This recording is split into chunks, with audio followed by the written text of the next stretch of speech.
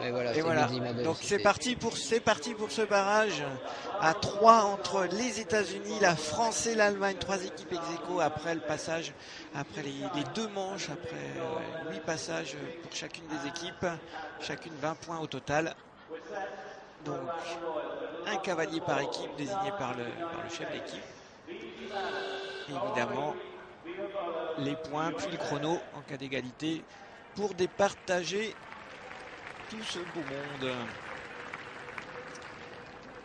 Alors là, partir en premier, ça va aller très vite de toute façon. Il n'y a pas beaucoup d'enseignements à tirer entre 3. Bon, alors c'est sûr que si les 2 premiers font 4 points, l'autre va assurer le coup en faisant sans faute. Mais bon, faut pas trop jouer à ça parce que vous assurez, mais vous faites 4 points sur le dernier, vous êtes troisième. Quoi, hein. Allez, Bitsy Madden, l'américaine. Viendra ensuite la France, avec sans doute, on a parié sur Pénélope Le Prévost. Et l'Allemagne. Alors là, grand virage, le biais, fantastique. Après, je pense qu'ils vont prendre le double. C'est le cas. Respect fantastique de la jument. La palanque. Complètement de biais. Alors, c'était pas la fin, non, finalement. Non, c'était pas la fin. Elle vient chercher l'Auxerre.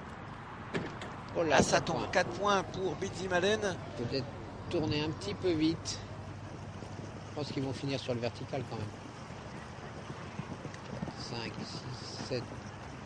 Ouais, là c'est lui là. 4 points et 44 secondes. 43 pour l'américaine Bitsy Madden. Un petit peu déçue, on la voit là. Je pense qu'elle a un peu anticipé son virage. Elle s'est dit, bon ça y est, c'est parti, c'est décollé, je tourne tout de suite. Et en fait, le cheval n'a pas eu le temps de finir son saut. Hop. Ouais, s'il faut, à mon avis, trop pressé de tourner un peu. Elle n'a pas laissé... Bon, c'est facile à dire. Hein. Et bien non, c'est Kevin. Ouais, ça c'est curieux, oui. Il n'avait pas fini son parcours avant, mais... Ah, c'est peut-être exprès alors. Il était déjà à 12 points. Ouais, mais bon, à la limite, il est laissé... Comme ça, il a fait moins de sauts que les autres. Le cheval est plus frais. Alors, c'est Kevin Stott, le numéro 2 mondial, et Sylvana Dehus, qui représente la France dans ce barrage à 3 équipes pour la victoire dans cette Coupe des Nations d'Ixted. C'est parti.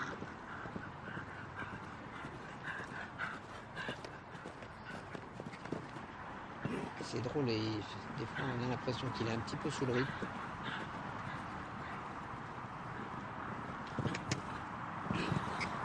Double. C'est tout bon. Gros effort un peu. Ah, voilà. C'est tout bon. Allez. Allez. Je ne dois pas faire de faute sur les 2 derniers. Allez, le dernier galop. Le demi-tour. Je ne vais pas dire, mais il est souvent... Voilà. Et le vertical. Final. Allez, un sans faute pour assurer au moins une 2e place.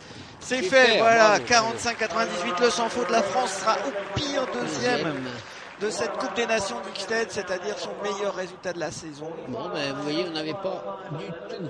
C'était bien joué, hein, vous voyez.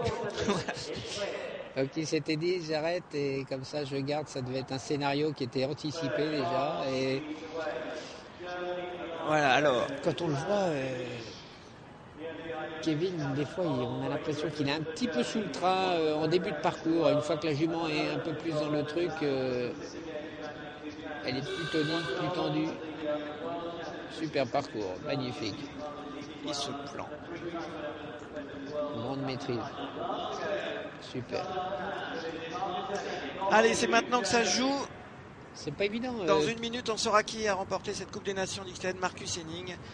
Pour l'instant, c'est Kevin Stott en tête avec un sans faute, 0 points. Ouais, je pense que... Et 45-98. C'est pas fait.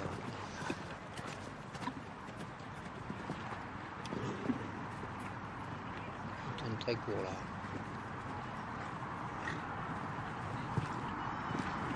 On rappelle que Bitsy Madden avait mis 44 secondes 43, donc elle a été plus rapide que Kevin Stott. Tout se passe bien pour l'Allemand qui sont un petit peu plus rapides, mais il faut se méfier des apparences, mais ça a l'air quand même plus rapide. Il est plus rapide, je pense que là. 45. Allez, 45-98, la barre qui touche. Voilà, le dernier, ça va jouer à pas grand chose quand même cette histoire. 44, c'est lui, c'est plus rapide d'1 seconde. Victoire de l'Allemagne dans cette Coupe des Nations d'Ixted. On les voit là, les Allemands, évidemment bien contents de cette victoire. La deuxième de leur saison, puisqu'ils s'étaient imposés à Falsterbo également. Marcus Henning, évidemment, une belle leçon encore d'équitation de Marcus Henning, qui a parfaitement géré ce barrage. On peut en dire autant de Kevin, je voilà, pense, exactement, tout à fait. Il y a eu une magnifique performance des Français. On y a cru à la fin de la deuxième manche, parce qu'il y avait une balle de match, on avait droit à une faute. Ceci dit, faut être admiratif quand même de Kevin qui repart au barrage alors qu'il vient d'abandonner avec une jument qui a fait 3 fautes. Bon, faut quand même avoir les nerfs et penser que ça va aller plutôt mieux après. Je veux dire, c'est dans les conditions même de l'épreuve, c'est quand même plus facile de partir en étant sans faute que après le parcours il a fait. Je pense que ça va remettre tout le monde en confiance, mais il faut être admiratif quand même. Avec en plus la déception, parce qu'il quand il s'est lancé pour sa deuxième manche, il avait la victoire au bout, quoi. Voilà. Il avait la victoire. Bon, la jument saute pas très bien. Deuxième manche, elle a l'air un peu fatiguée et moussée, et il a quand même le culot d'être là sans faute au barrage. Moi, je tire mon chapeau. Ouais, chapeau à Kevin Stott et Sylvana Dehus.